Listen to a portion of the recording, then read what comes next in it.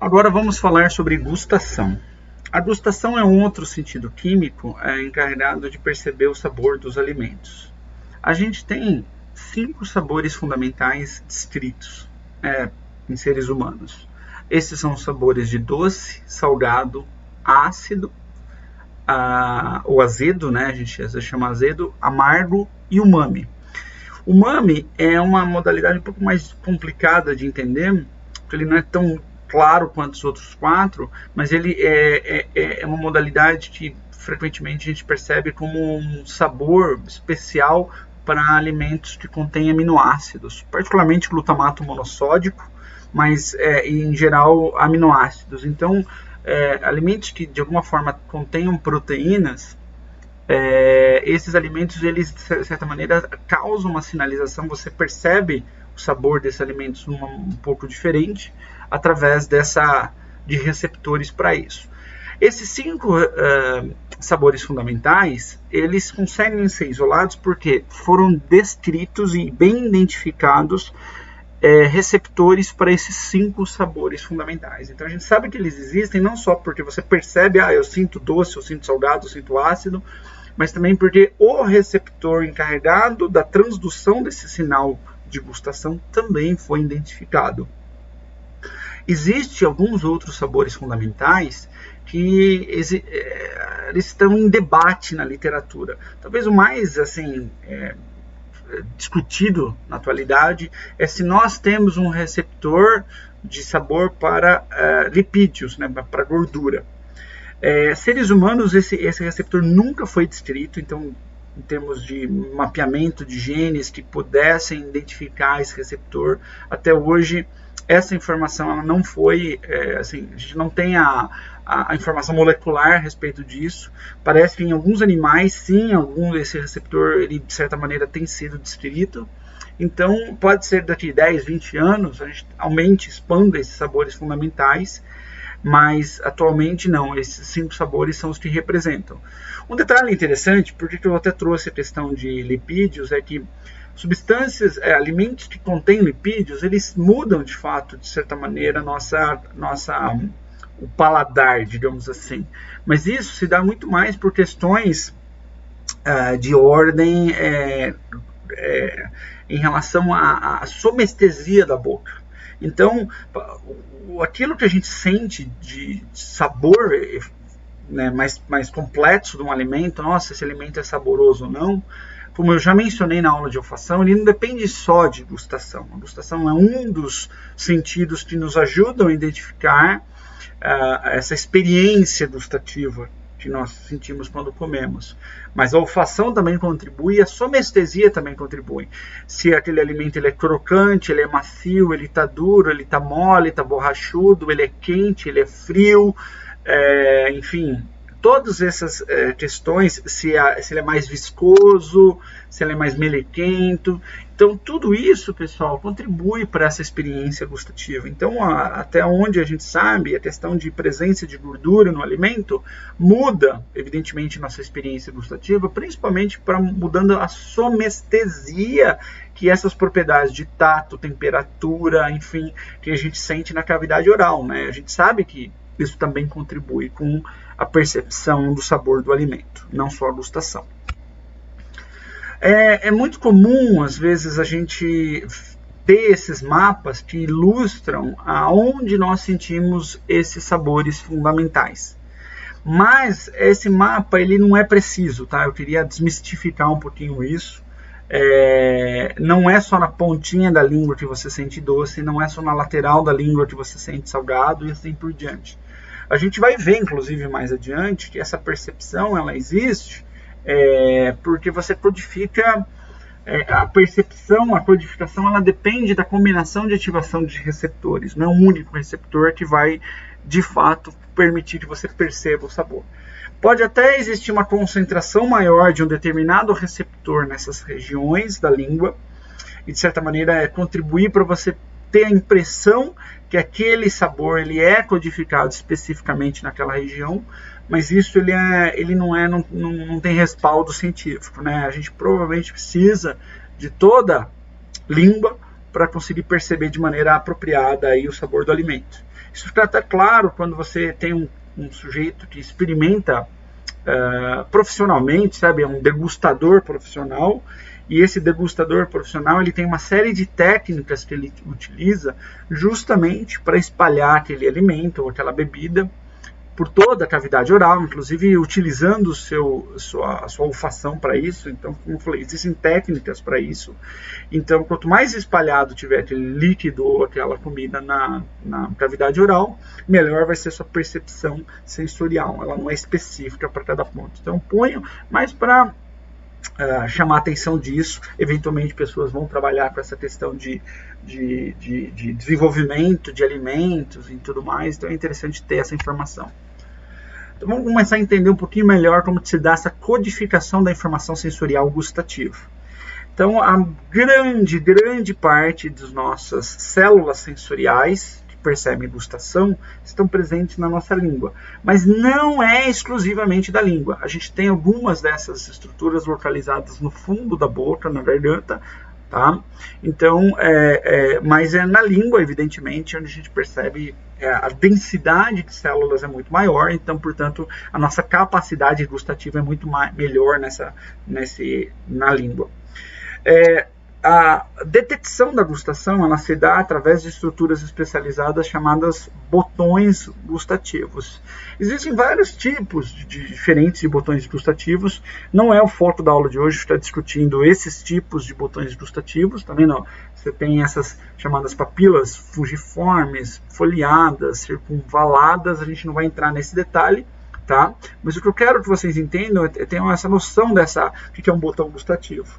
Então, o botão gustativo, na realidade, é uma estrutura em que existem várias dessas... essas papilas gustativas são estruturas que apresentam vários botões gustativos, né? Então, você percebe que esses botões gustativos ficam virados para uma região onde o alimento, ele, de certa maneira, tem que entrar em contato com esse botão gustativo. E se a gente fizer um aumento e ver como se dá essa estrutura do botão gustativo, a gente vai notar que esses botões gustativos eles são compostos por um poro, chamado poro gustativo, e basicamente o alimento ele tem que entrar dentro desse poro. Veja, não é todo alimento, é alguma parte dessas substâncias. E isso já mostra para vocês que essas substâncias elas têm que estar dissolvidas. Então, tanto a água, né, o líquido presente dentro do alimento, mas também a nossa saliva, ela contribui muito para a percepção gustativa. Não sei se já aconteceu com alguns de vocês em que o indivíduo, por alguma razão, está produzindo pouca saliva, e quando a gente produz pouca saliva, a nossa capacidade gustativa diminui. Tá? Por quê? Porque diminui essa capacidade de a gente dissolver o alimento nesse líquido, na saliva, e, portanto, esse líquido com os nutrientes dissolvidos penetrarem no poro gustativo. Uma outra coisa interessante é que muita culinária ela utiliza molhos, e esses molhos, de certa maneira, ajudam a gente a aumentar, né, essa percepção do sabor do alimento. É uma estratégia que você utiliza, justamente porque esse molho, aquelas substâncias químicas que produzem a sensação de gustação vão estar dissolvidas nesse molho, e isso é mais fácil penetrar aqui do que, por exemplo, um alimento sólido que você tem que mastigar. Uma parte dessa substância química vai ser dissolvida na saliva e penetrar nesse local. Tá? Então o nutriente ele tem que entrar aqui e ele vai entrar em contato com as células gustativas de fato. Essas células gustativas é as que vão ter o receptor gustativo, conforme a gente vai ver. Tá? Então é ela que vai sofrer uma despolarização em resposta à ativação desses receptores pelas substâncias químicas presentes no nosso alimento. Essas células gustativas, por sua vez, vão liberar neurotransmissores que vão ativar essas células chamadas basais, e essas células basais vão mandar axônios que, por sua vez, entram dentro do nosso sistema nervoso central a fim de mandar a informação gustativa até que a gente tenha a informação consciente dela. Então aqui a gente tem um exemplo de como se dá essa responsividade das células gustativas a diferentes substâncias químicas que produzem sabor. Então aqui são 4 substâncias, cada uma delas produz uma sensação predominantemente de um tipo de sabor fundamental. Cloreto de sódio, induzindo a sensação de salgado, quinino, produzindo a sensação de amargo, cloreto de HCl, né, ácido clorídrico, produzindo o amargo ou ácido, a sacarose produzindo a sensação de doce.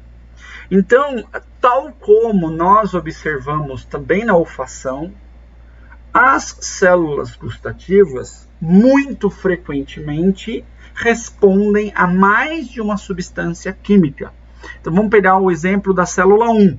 A célula 1 ela sofre uma despolarização tanto com uma substância que produz a sensação de salgado, quanto o ácido. A célula 2 também, incluindo quinino, que dá uma sensação de amargo. E essa célula 3, ela, por exemplo, responde somente à sacarose. São só alguns exemplos aleatórios, tá, pessoal? Então, isso mostra para a gente que, de alguma forma, essas células são capazes de codificar mais de um sabor fundamental, tá? Não é que a célula 1 só sente doce, a célula 2 só sente salgado, não. Essas células elas podem responder a mais de uma substância e, inclusive, sinalizar mais de um sabor fundamental. E após a ativação desses receptores gustativos, a célula, isso é ilustrado pela uma alteração, uma despolarização, e aqui, por exemplo, você afere esses axônios gustativos aferentes, que são esses aqui, aí a gente vê que essa despolarização ela é seguida pela presença de potenciais de ação nesses axônios gustativos, portanto, essa despolarização induzida por as substâncias é transmitida através desses axônios gustativos aferentes por meio de potenciais de ação. Agora vem uma diferença muito interessante em relação ao sistema olfatório. Enquanto o sistema olfatório, cada célula receptora odorífera tem um único receptor odorífero, na célula gustativa isso é diferente. Então, na célula gustativa, uma célula, para ela responder a mais de um sabor fundamental, ela tem mais de um receptor sensorial, tá? Então, por exemplo, vamos pegar no exemplo 2. Essa célula respondeu ao receptor, ao salgado, ao amargo e ao azedo. Portanto, ela tem 3 receptores diferentes. Ela só não tem um receptor para o doce. Então, essa é uma diferencinha mais importante em relação ao sistema olfatório.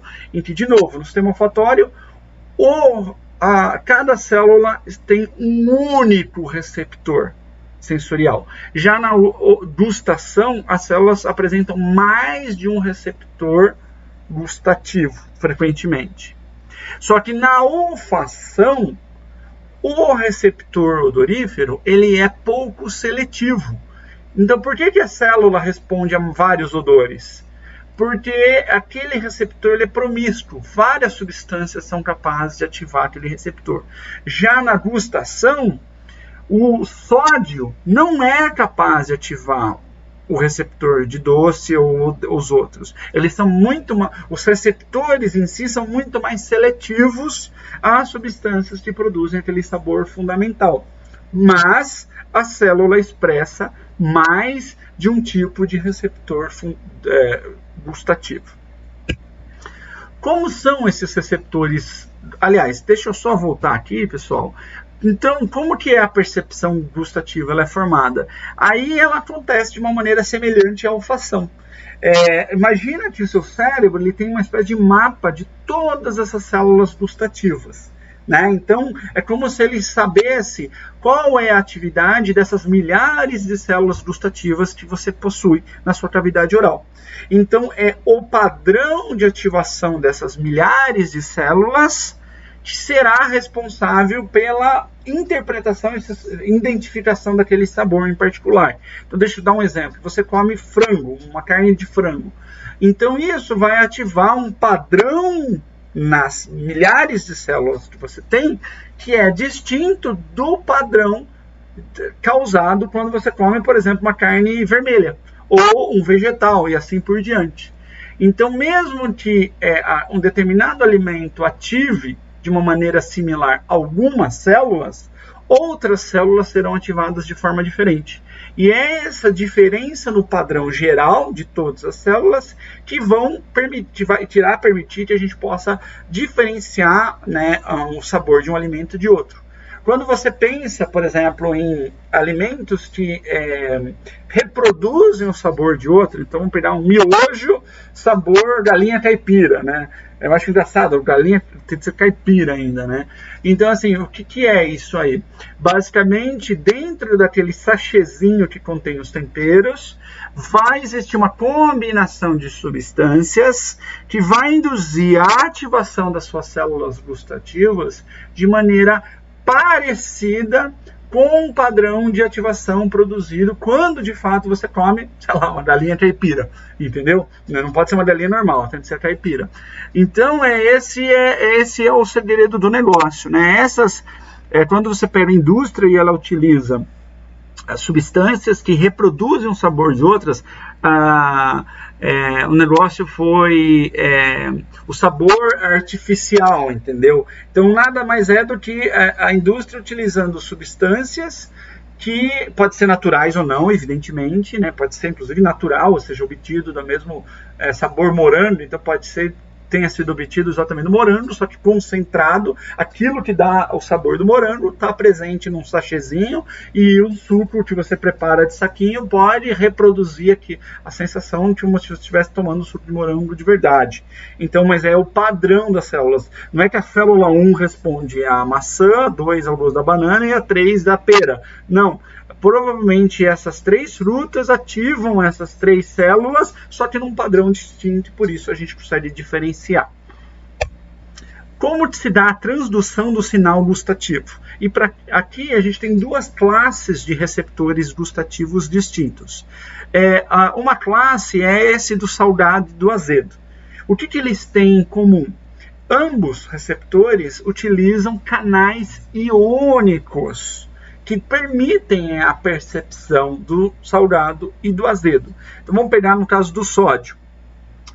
O receptor de gustação do sódio nada mais é do que a presença de um canal de sódio que fica continuamente aberto. Inclusive é um canal de sódio utilizado muitas vezes para tratamento, por exemplo, de hipertensão, ou, enfim, como um antidiurético, né, uma substância, e, portanto, quando o indivíduo faz uso desse medicamento, dos relatos é que ele vai perder um pouco a capacidade de percepção do sódio, né? Então, basicamente, é um canal de sódio que fica aberto, e quando você ingere algo que tenha sódio,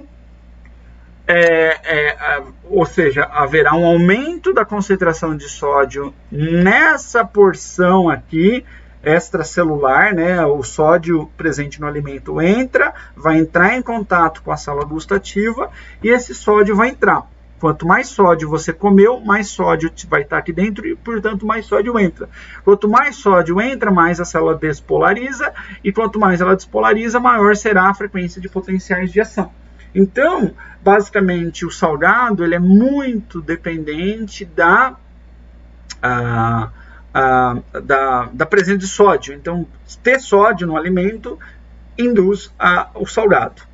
Já o azedo, ele utiliza principalmente canais de hidrogênio, íons de hidrogênio. Então, quando você consome alguma coisa que é ácida, tá?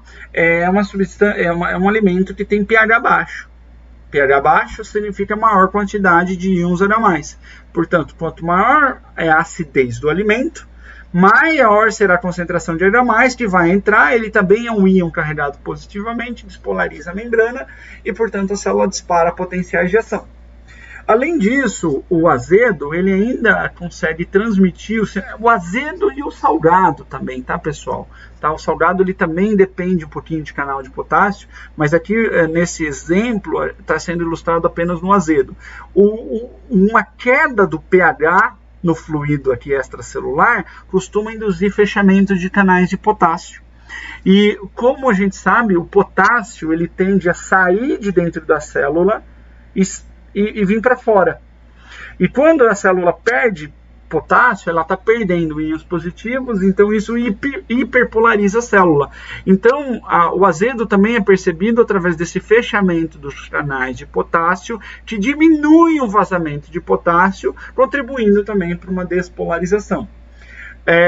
Deixa eu falar rapidamente um pouquinho sobre esses substitutos de sódio para induzirem sensação de salgado. Então, se vocês forem no mercado, vocês vão encontrar vários sais lights, que basicamente são sais que substituem parcialmente o sódio, o cloreto de sódio na sua composição.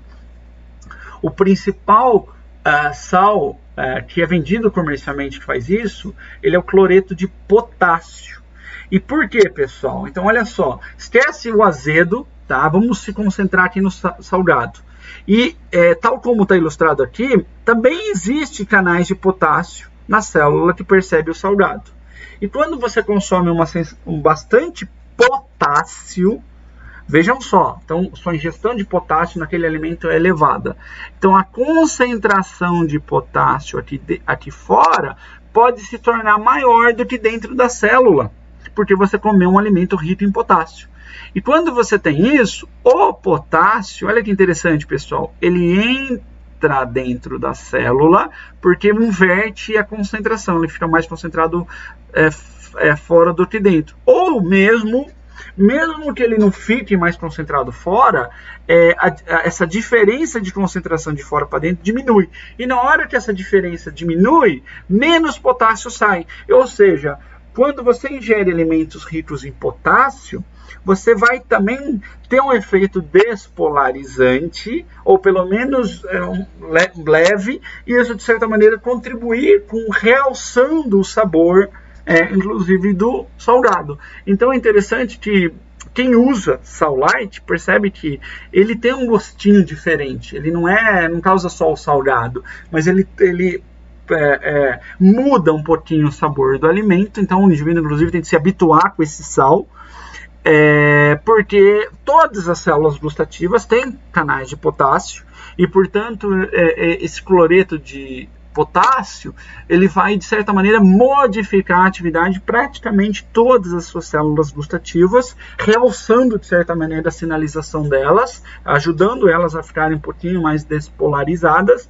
E no caso do salgado, isso aumenta um pouquinho a percepção do salgado induzido por aquela adição daquele sal.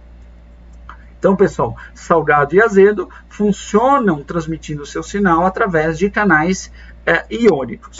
Já as modalidades de amargo, doce e umami utilizam receptores acoplados à proteína G. Na realidade, são várias subunidades de receptores gustativos, cuja combinação delas gera eventualmente um tipo distinto de receptor acoplado à proteína G. Então vamos pegar um exemplo aqui. Um exemplo de receptor para doce é a combinação dessa proteína chamada T1R2 com a T1R3. Já o umami pode ser produzido através da combinação do T1R1 e o mesmo T1R3. Então notem que o umami e o doce estão compartilhando uma mesma subunidade. E é essa combinação de subunidades que permite que o receptor codifique essa substância química em particular. Então, sendo um receptor acoplado à proteína G, a substância química presente lá na nossa botão gustativo se liga a esse receptor. A proteína G, ela ativa uma cascata de sinalização intracelular. No caso da gustação, não é através do AMP cíclico, mas sim através de uma enzima chamada fosfolipase C. E isso vai culminar na abertura de canais de sódio e cálcio, que vão induzir a mesma geração de potenciais de ação, liberação de neurotransmissores pela célula gustativa. Tá? Então é um pouquinho diferente porque se emprega vias de sinalização intracelular para causar despolarização e geração e liberação dos neurotransmissores.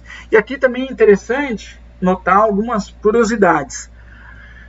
O doce, por exemplo, notem que não é uma única substância que gera doce.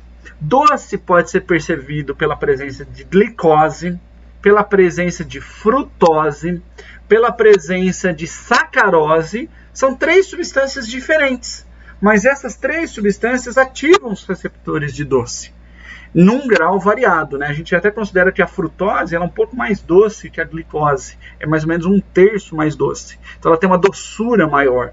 E isso se aplica a adoçantes. Como que funciona um adoçante, o edulcorante? Ele funciona pela sua capacidade de reconhecer um receptor acoplado à proteína G que transmite o doce, e ativa esse receptor como se fosse uma molécula de glicose ou de sacarose. A diferença é que os adoçantes eles têm uma alta afinidade pelo receptor comparado à glicose ou frutose e tudo mais. O que quer dizer uma alta afinidade? Você precisa de uma quantidade muito menor daquela substância para conseguir ativar aquele receptor da mesma maneira. E por isso que algumas poucas gotinhas de, sei lá, sucralose, aspartame, são capazes de causar o mesmo grau de doçura do que, às vezes, gramas de açúcar, entendeu? Então, miligramas do adoçante produzem a mesma doçura do que gramas de açúcar. Então, você vê que ele tem uma afinidade, às vezes, milhares de vezes maior do que a molécula de açúcar ou de sacarose propriamente dita. Ainda é muito interessante a gente entender até dessa percepção gustativa, por que às vezes o adoçante ele tem um saborzinho diferente, né? Eu, por exemplo, prefiro sucralose do que aspartame. Acho que o aspartame tem um gosto, na minha opinião, meio metálico, uma coisa meio estranha. Então, por que isso acontece? Porque, notem, os receptores de amargo, doce e umami compartilham subunidades, o que significa que, apesar daquele adoçante ativar preferencialmente o receptor de doce, isso não quer dizer que aquele receptor também não, aquela substância também não ativa um outro receptor. Então, frequentemente as pessoas relatam que ao final do gostinho daquelas bebidas, sei lá, um cafezinho, o adoçante, eles sentem um amargo, né? É muito comum esse relato. E o que acontece é que, apesar dessa substância do adoçante ativar preferencialmente do doce, ele ativa também um pouquinho o receptor de amargo. Então, o indivíduo está percebendo a ativação também desse receptor de amargo. Um adoçante perfeito seria aquele que ativa exclusivamente receptores de doce, sem ativar os outros receptores, né? Aí o indivíduo perceberia ele exclusivamente. Até existem essas substâncias que fazem isso, mas são adoçantes cujo valor ainda não vale a pena comercialmente. Então, esses que estão comercialmente, você tem que levar em consideração a sua capacidade de doçura, a capacidade de aceitação do público e o preço também. Quem sabe também daqui 10, 20, 30 anos a gente tem adoçantes aí mais similares, né, àqueles que induzem a percepção do doce. Como se dá a via de transmissão gustativa para o seu sistema nervoso central? Então vamos lá. Relembrando um pouquinho de anatomia, o tronco encefálico ele tem 12 pares de nervos cranianos, né? 12 pares porque você tem o direito e esquerdo. Aqui, a informação gustativa ela depende da transmissão de 3 nervos cranianos sensoriais, que é o 7º par, é o facial, o 9º, que é o glossofaríngeo, e o 10º, que é o vago. O facial, ele transmite informação dos 2/3 iniciais da língua.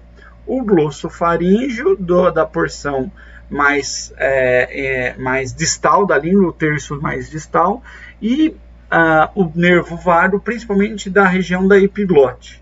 Tá? Então, portanto, o facial ele é mais importante, porque ele engloba mais a língua e os demais vai perdendo a importância porque eles inervam uma área menor. Então, esses nervos basicamente representam os axônios de quem, pessoal? Os axônios esses axônios gustativos aferentes. Eles não são os axônios da célula gustativa. A célula gustativa não tem axônio. Essa célula gustativa, conforme ilustrado aqui, ela transmite a informação neuroquímica para esse axônio gustativo, cujo corpo celular está num gânglio, e esse gânglio forma esses nervos cranianos aqui. Então, os axônios desse neurônio ganglionar entram para dentro do seu sistema nervoso central e eles vão inervar principalmente uma estrutura localizada no nosso tronco encefálico, chamado de núcleo do trato solitário.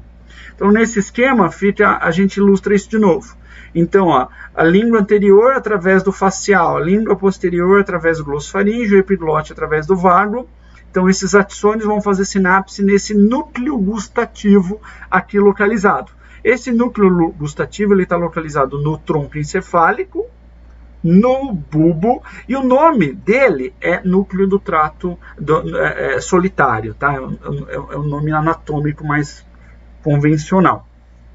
Ele está sendo chamado núcleo gustativo meramente por uma questão de facilidade de compreensão.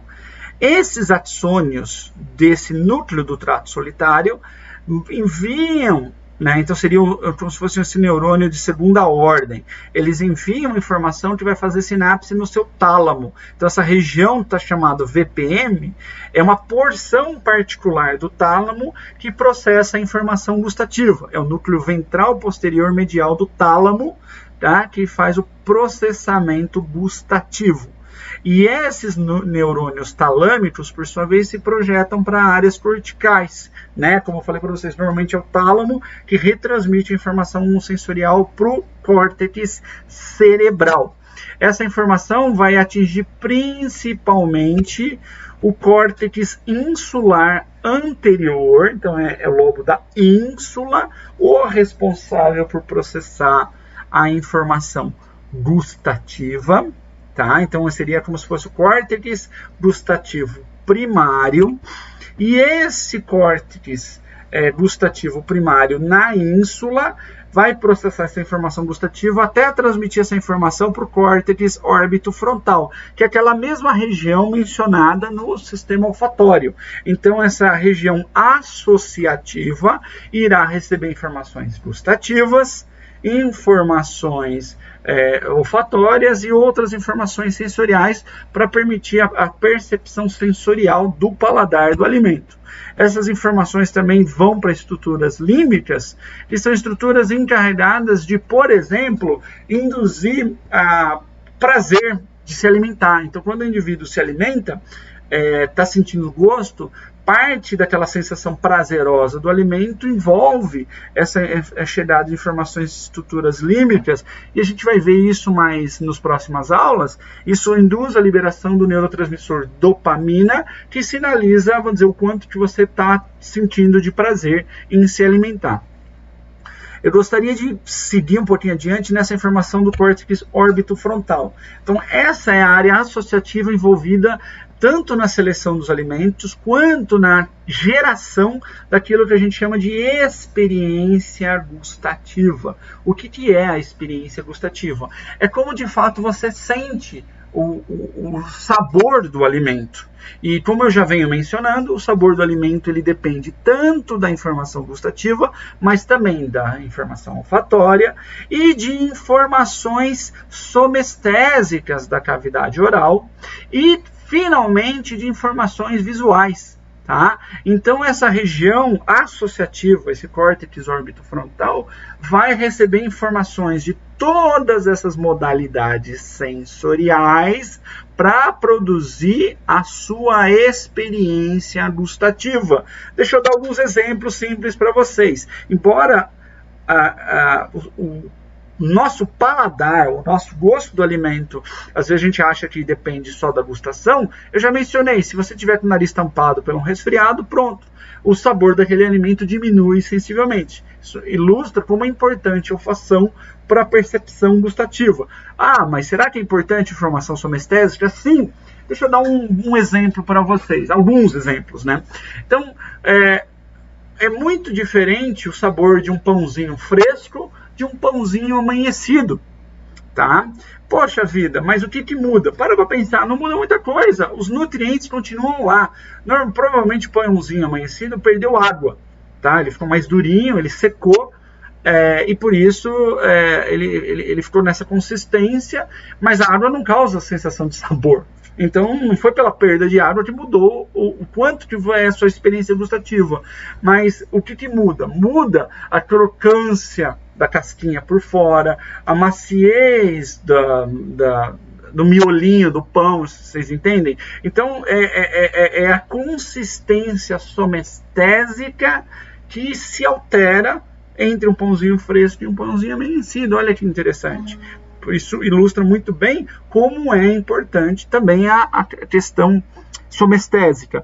Um outro exemplo da questão somestésica é o seguinte: o que é mais gostoso? Uma Coca-Cola geladinha ou uma Coca-Cola quente? Ou uma cerveja quente ou uma cerveja geladinha? Então isso muda a nossa experiência gustativa. Então vejam que aí a gente não está mudando a gustação, não está mudando a olfação, a gente está mudando a questão térmica, que é uma questão somestésica. Então essas informações elas chegam nesse córtex órbito frontal para de fato produzir experiência gustativa. A informação visual também é muito importante. Não sei se vocês já viram, dá para fazer algumas brincadeiras em que você, utilizando corantes artificiais, você engana a pessoa. Esse é um suco de morango, mas na realidade ele é de laranja, mas você deixa ele corado vermelhinho.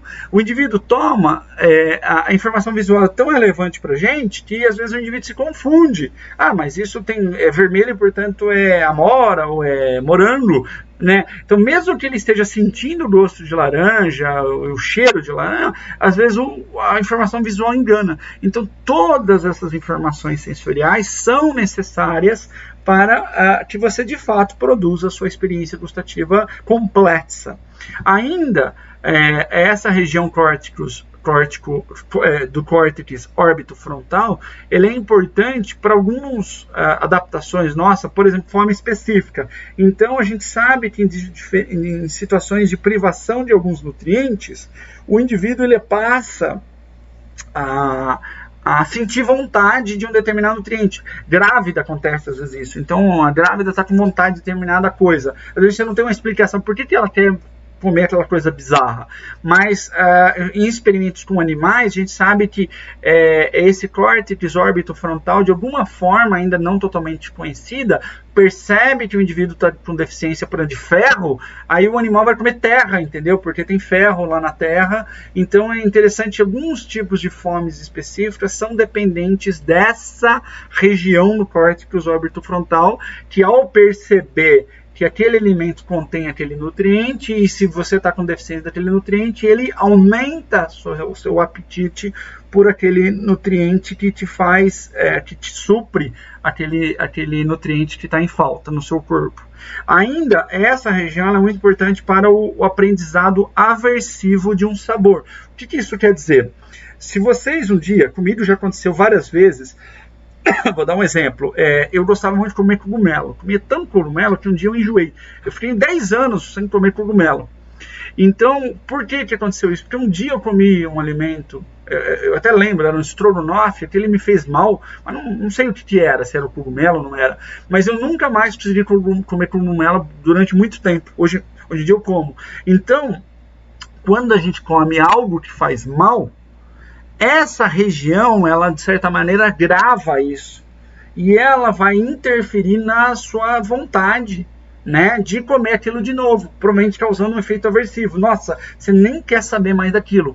Todos já passaram por essa experiência de gostarem muito de alguma coisa e hoje em dia vocês às vezes detestam aquilo lá, porque vocês criaram uma espécie de aversão. Essa estrutura cerebral está relacionada com a geração dessa memória aversiva a determinados alimentos, normalmente associada a alguma coisa que te fez mal. Então, se comeu aquilo te fez mal, essa região pode gravar isso e criar uma aversão para que você evite a ingestão dessa comida no futuro.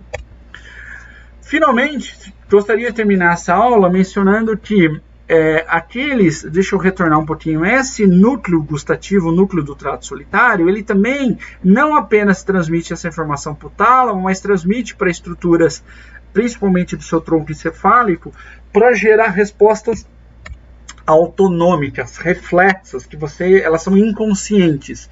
Então, quando um determinado nutriente ativa o receptor gustativo, essa informação, como a gente viu, é transmitida para o seu núcleo do trato solitário através dessas fibras dos nervos cranianos.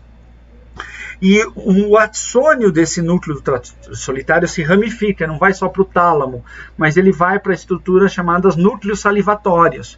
Tem o superior e o inferior. E esses núcleos salivatórios, os neurônios desses núcleos formam fibras motoras eferentes, então tanto do facial quanto do glossofaríngeo, que vão inervar gânglios parasimpáticos. E esses gânglios parasimpáticos têm neurônios que, por sua vez, inervam nossas glândulas salivares, controlando a salivação.